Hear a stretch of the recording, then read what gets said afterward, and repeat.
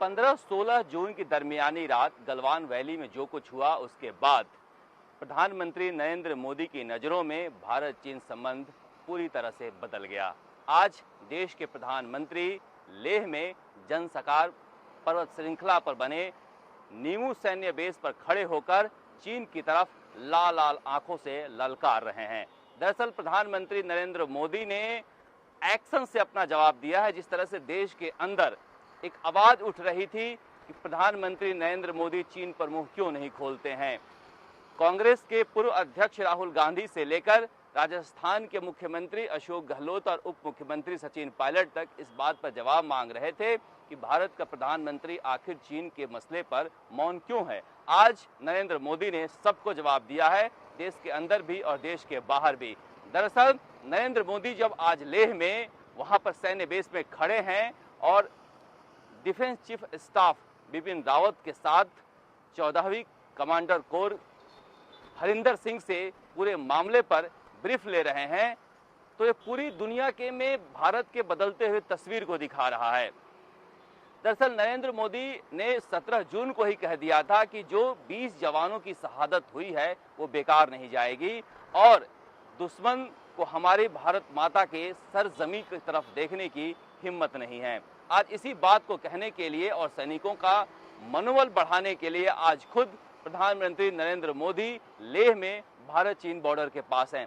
दरअसल जहां से वो ब्रीफ ले रहे हैं वो इलाका है जहां पर तीनों ही विवादित इलाके, उस इलाके के लद्दाख के, चाहे वो हॉट स्प्रिंग हो या पैंगोंग झील का इलाका हो या फिर गलवान वैली हो, वो पूरी तरह वहां से एक तरह से समझा जा सकता है स्ट्रेटेजिक पॉइंट है और जानबूझकर उन्होंने इस पॉइंट को चुना है। जिस तरह से अचानक वहां पहुंचे हैं, पूरे देश में जहां भी हमारे सैनिक होंगे बॉर्डर पर सबका सीना चौड़ा हो गया होगा। और जिस तरह से लगातार बीजेपी पर अटैक कर रही थी कांग्रेस और तस्वीरें निकाल ले रही थी इंदिरा गांधी की, चाहे वो लेह में जब उन्होंने सेना को संबोधित किया था या फिर नाथुला में जब वो विजिट की थी, वो सारी तस्वीरें कांग्रेस दिखा दिखा कर कहती थी कि देखिए देश में कोई प्रधानमंत्री मजबूत प्रधानमंत्री हुआ है तो इंदिरा गांधी हुई हैं।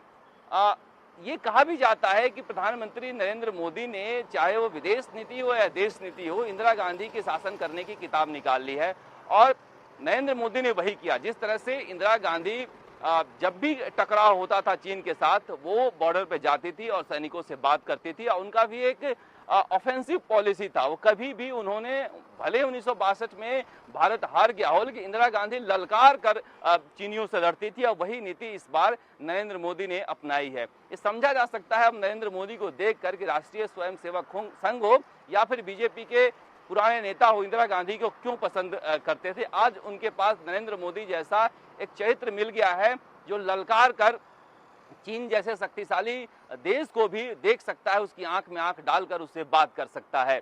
दरअसल अब नरेंद्र मोदी की अगर पूरी रणनीति को हम देखें तो हालांकि वो इंदिरा गांधी की रणनीति पर चल तो रहे हैं, लेकिन उन्होंने वक्त के साथ बदलाव भी किया है। खास करके नरेंद्र मोदी की रणनीति ये रही है इस पूरे मामले में, चाहे वो पाकिस्तान का हो चाहे चीन का हो, जब भी एक्शन करना होता है वो खामोश हो जाते हैं और एक्शन इस तरह से करते हैं कि भारत के दामन पर कोई घाव नहीं लगे। जैसे सर्जिकल स्ट्राइक हुआ, भारत के किसी भी सैनिक को कोई भी नुकसान नहीं हुआ, कोई हताहत नहीं हुआ। इसी तरह से चीन में जो उन्होंने डिजिटल स्ट्राइक किया है, लोग कह रहे हैं कि यही ऐप क्यों बंद किए गए। बहुत सारी चीजें हैं जिन्हें बंद की जा सकती है, लेकिन यहीं पर नरेंद्र मोदी की सोच इंदिरा गांधी की सोच से थोड़ी अलग है। इंदिरा गांधी की सोच की वजह से भारत पिछड़ा, क्योंकि हम अब 1964 से 84 के भारत और चीन संबंधों के बीच में नहीं जी रहे हैं। हम मौजूदा दौर में भारत चीन संबंधों में देखें तो हम अपने देश को पूरी तरह से बंद करके नहीं रख सकते हैं और नरेंद्र मोदी उन्हीं चीजों को बंद कर रहे हैं। जो कूड़ा हमारे यहाँ चीन से आ रहा है हम पूरी तरह से बंद नहीं कर रहे हैं, क्योंकि हमें भी विकास करना है। तो एक तरह से पूरी नीति को अगर चीन के साथ हम देखें नरेंद्र मोदी की, तो भारत का पलड़ा अब तक भारी रहा है। जो कुछ इतिहास में हुआ हो और जैसे भी चीन हावी रहा हो बॉर्डर पर, लेकिन 15 जून के बाद जिस तरह से भारत की पूरी पॉलिसी रही है और प्रधानमंत्री नरेंद्र मोदी का पूरा मूव रहा है, वो पूरी दुनिया में उन्होंने एक तो समर्थन हासिल किया है सारे बड़े देशों के साथ, चाहे वो रूस हो, अमेरिका हो या दूसरे बड़े देश हो। इसके अलावा देश में भी जिस तरह से लगातार वो जवाब दे रहे हैं वो लाजवाब है। और आज जिस तरह से चीन के बॉर्डर पर पहुंचे हैं, निश्चित रूप से अब बीजेपी के नेता तो यहाँ पर उत्साहित होंगे ही, उनको एक तस्वीर तो मिली गई इंदिरा गांधी के बरक्स।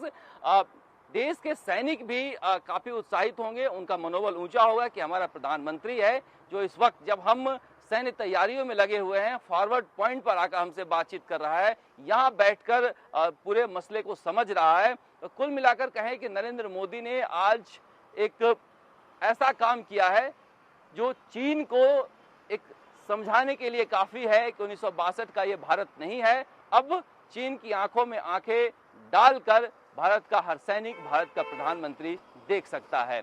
तो कहा जा सकता है कि कांग्रेस को भी एक करारा जवाब मिला है, चीन को भी करारा जवाब मिला है और नरेंद्र मोदी ने अपने एक्शन के जरिए सीमा पर बैठे सैनिकों का मनोबल बढ़ाया है।